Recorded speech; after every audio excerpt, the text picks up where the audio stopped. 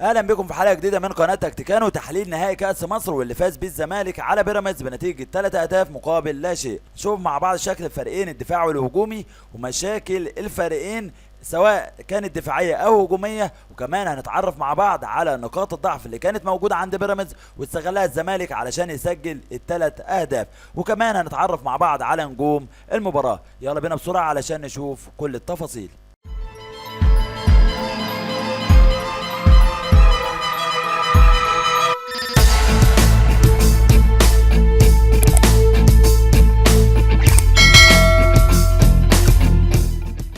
اكتر حاجه عملها صح نادي بيراميدز في المباراه هو الضغط على حامل الكره ورقابه كل خيارات التمرير امامه رجل لرجل، وبالتالي الزمالك كان بيواجه صعوبات خصوصا في بناء الهجمات الشوط الاول. لذلك كنا بنلاحظ تمريرات طوليه عديده من محمد عبد الغني او محمود علاء، وهنا زي ما احنا شايفين كل لاعب من بيراميدز مع لاعب من الزمالك، وهنا ايضا حاله مكرره، وهنا ايضا حاله مكرره، وهنا ايضا حاله مكرره. 8 من الزمالك معاهم 8 من بيراميدز.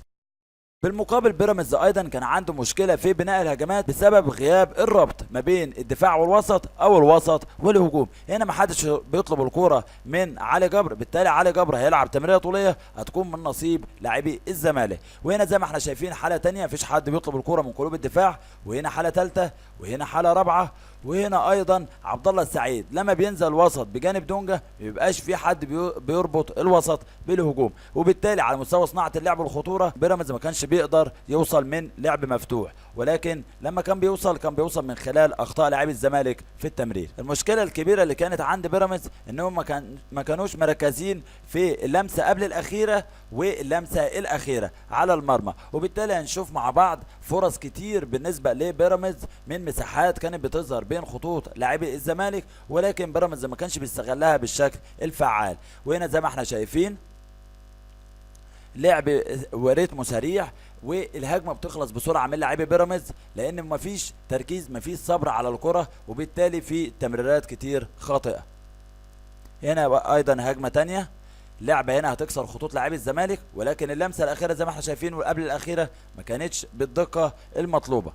وهنا ايضا لعبه والتاني من عبد الله السعيد وانطوي، لكن انطوي كان سيء جدا جدا في المباراه، بطيء جدا في القرار، وكمان تقنيا ما كانش جيد في دقة التمرير مع زملائه.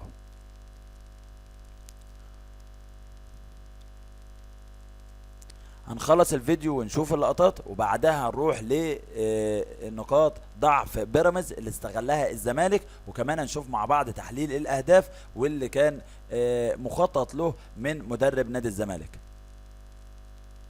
هنا زي ما احنا شايفين اللمسه الاخيره دايما وقبل الاخيره كانت سيئه جدا من لاعبي بيراميدز، وبالتالي ما قدروش يستغلوا الهجمات اللي كانت من نصيبهم في المباراه.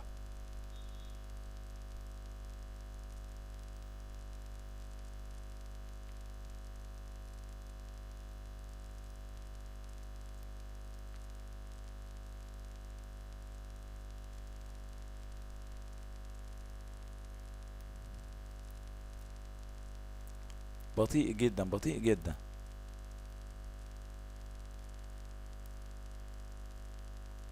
محمد عبد الغني قدم مباراة دفاعية ممتازة.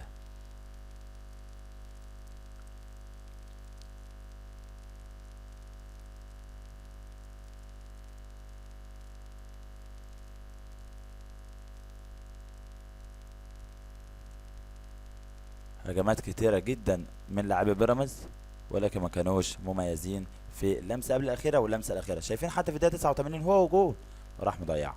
بمرور الوقت بيراميدز ظهرت عنده مشاكل كبيره بظهور مساحات ما بين خط الدفاع وخط الوسط، سواء اثناء الضغط العالي زي ما احنا شايفين او اثناء الارتداد الدفاع، والمساحات اللي كانت بتظهر خلف ثنائي محور الارتكاز، وهنا كان دايما بيستغلها لاعبي الزمالك. هنا ايضا تمريره من فرجاني خلف لاعبي الوسط وامام دفاع بيراميدز، وهنا ايضا حاله بتوضح نفس الفكره. لما نتكلم عن فرجاني ساسي فانت بتتكلم عن اللاعب لما بيكون فايق بيفيد المنظومه وبيفيد فريقه بصوره كبيره، لانه دايما بيتحرك في كل مكان لطلب الكره ومساعده زملائه وايصالهم بالتمريرات المباشره المميزه. هنا بيطلب الكره من النقاز وبيمرر على طول طوليه عند بن شرقي. وهنا حاله ثانيه بيستلم الكره من امام عاشور وعلى طول التمريره المباشره عند اوناج. بيراميدز ايضا كان عنده ثغره دفاعيه كبيره جدا، وهي المساحات اللي كانت بتظهر خلف الاظهره. هنا مساحات بتظهر خلف محمد حمدي وبيستغلها لاعب الزمالك، وهنا ايضا مساحات بتظهر خلف رجب بكار وبيستغلها لاعب الزمالك بتمريرات مباشره. هنا ايضا تمريره مباشره خلف رجب بكار،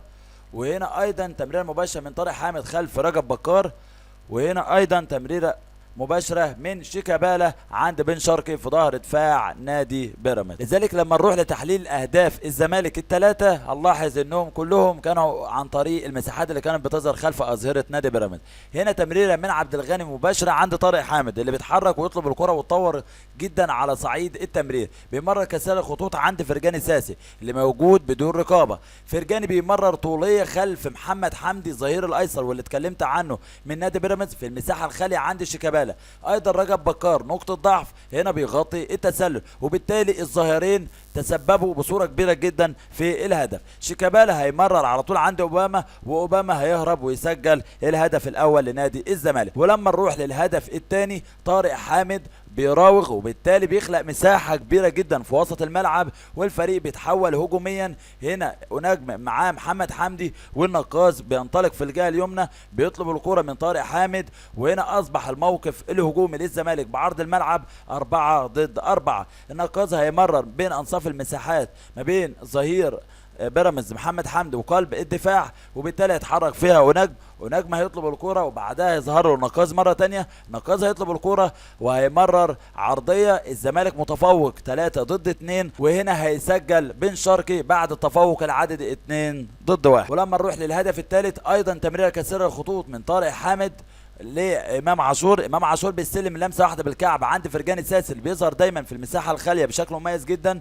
فرجاني بيمرر عند ونجم خلف الظهير المتقدم رجب بكار، وبالتالي بينطلق فيها ونجم. هنا مصطفى محمد بيسحب معاه مدافع بيراميدز للداخل، ونجم هيعمل عرضيه لبن شرقي القادم من الخلف علشان يسجل بن شرقي الهدف الثالث. ومعانا حالتين من المباراه بعنوان شيكابالا بوجه اخر. شيكابالا هنا شايف عبد الله سعيد في وسط الملعب بيطلب الكره في المساحه الخاليه، شيكابالا بيرجع معاه وبيحاول ينضم لطارق حامد علشان يعمل عمق دفاعي لنادي الزمالك، وبالتالي شيكابالا رجع وعمل عمق دفاعي مع طارق حامد بشكل مميز، وعبد الله سعيد مرر تمريره خاطئه بسبب ضيق المساحه. وهنا حاله ثانيه شيكابالا مع محمد حمدي وفي نفس الوقت بيضغط على مدافع نادي بيراميدز. المدافع بيمرر لمحمد، وهنا شيكابالا بيركض وراه ويجري معاه لغايه ما وصل لنص الملعب وقطع منه الكره. وهنا هنروح للحاله اللي بتوضح قيمه طارق حامد التكتيكيه الكبيره واللي بتضيف لمنظومه نادي الزمالك الدفاعيه. الونش هنا بيتقدم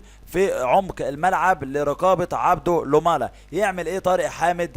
طارق حامد بيرجع للخلف علشان يغطي المساحه اللي تركها الونش واللي هي موجوده ما بين محمد عبد الشافي ومحمود علاء. بعدها اللعبه مشيت مع نادي بيراميدز والونش بيرجع للخلف. يعمل ايه طارق حامد؟ ينطلق للطرف علشان يغطي مكان محمد عبد الشافي. ودي الحاله اللي كانت بتوضح شكل لاعبي الزمالك من دون الكره في اخر 5 دقائق من اللقاء للحفاظ على نتيجه، الكل خلف الكره والقيام بالادوار الدفاعيه. الحقيقه بعد ما شفت مباراه الزمالك ضد بيراميدز بقيت محتار بصوره كبيره جدا اختار مين نجم المباراه، شيكابالا اللي عمل اسيست وعمل مباراه مميزه جدا، ولا بن شرقي اللي سجل هدفين، ولا فرجاني ساسي اللي كان بيتواجد في كل مكان من الملعب لطلب الكره، ولا طارق حامد اللي اتطور جدا على مستوى التمرير لزملائه والتمرير كسر الخطوط، ولا المدرب اللي استغل الاخطاء الدفاعيه اللي كانت موجوده عند بيراميدز. الحقيقه الزمالك قدم مباراه ممتازه جدا، ولكن نجم اللقاء هسيبه لحضراتكم. ما تنسوش تعملوا لايك للفيديو، سبسكرايب للقناه،